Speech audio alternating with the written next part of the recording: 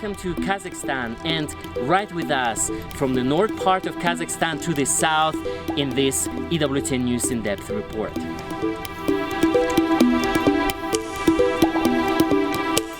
Kazakhstan is an enormous country in the center of Asia.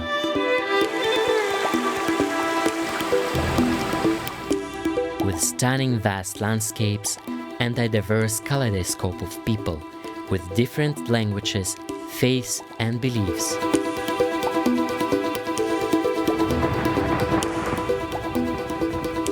And despite that fact that out of the country's nearly 19 million inhabitants, just 1% are Catholic, this is where Pope Francis has chosen to go on his next papal trip.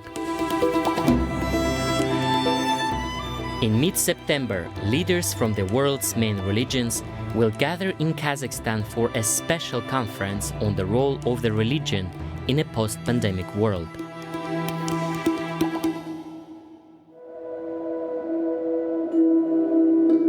But what the Catholic Church in Kazakhstan lacks in numbers, it makes up for in enthusiasm. And here in the north of the country, at the shrine of Our Lady Queen of Peace in the village of Ozernaya, the faith is very much alive. Father Mariusz is the rector of the shrine. He walks us by the lake, which for the people here is the site of a miracle after the great famine of World War II. Here the people were praying through the intercession of the Blessed Virgin Mary for help.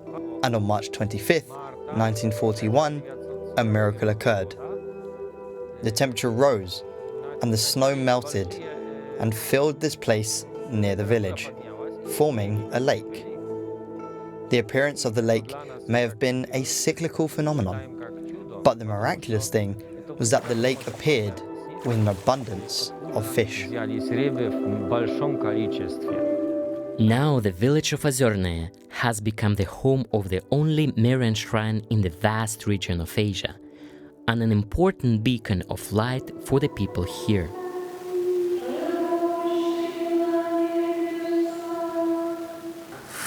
On the other side of the village, Carmelite Sister Elizabeth, together with 4 other sisters, live and pray. Together they pray for peace in the community they formed 15 years ago. You could say that we are sheltered with Jesus in the tabernacle. It gives us a chance to be close to the heart of Jesus, and together with him we pray for all peoples and each person. We pray for these people who suffer, but we must also offer a lot of prayers and sacrifices for the people who cause the suffering.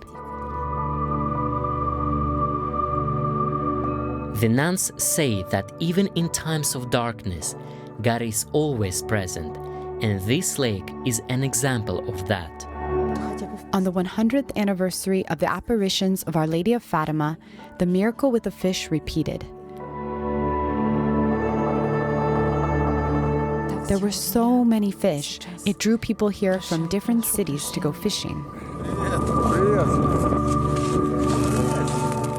Sister Elizabeth says that recent repetition of the miracle reminds us that Our Lady dwells here in the land of Kazakhstan.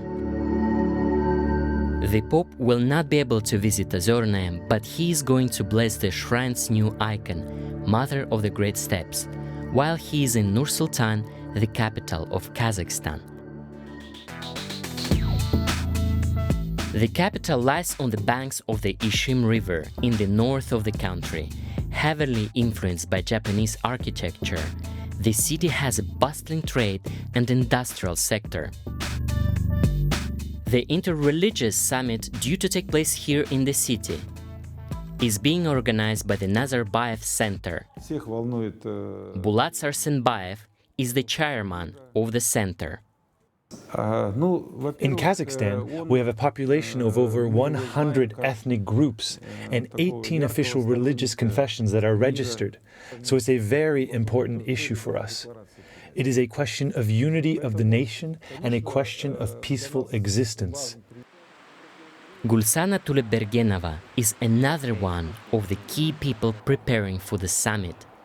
The main outcomes of the Congress will be outlined in the final declaration, and this declaration will be disseminated among political and business leaders and will be sent to international organizations, including the UN.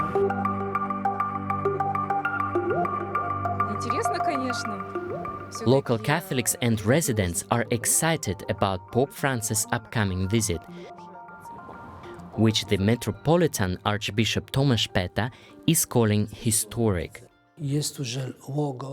There's already a logo and there is a motive for the Pope's visit, a slogan that sounds, "Messengers of Peace and Unity." I think that's what it's all about.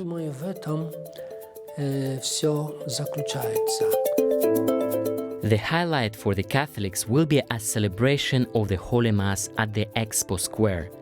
40,000 people are expected to attend, and for those who can't get into the square, the Mass will be shown live on large screens broadcasting from the city's skyscrapers. It is sure to be a monumentous occasion for the Catholic Church here, which emerged from the shadows of the Soviet Union only 30 years ago. In Kazakhstan, Alexey Gotovskiy, EWTN News In Depth. We will bring you complete coverage of the papal trip to Kazakhstan, its impact on Catholics there, as well as major moments of the 7th Congress of Leaders of World and Traditional Religions next week.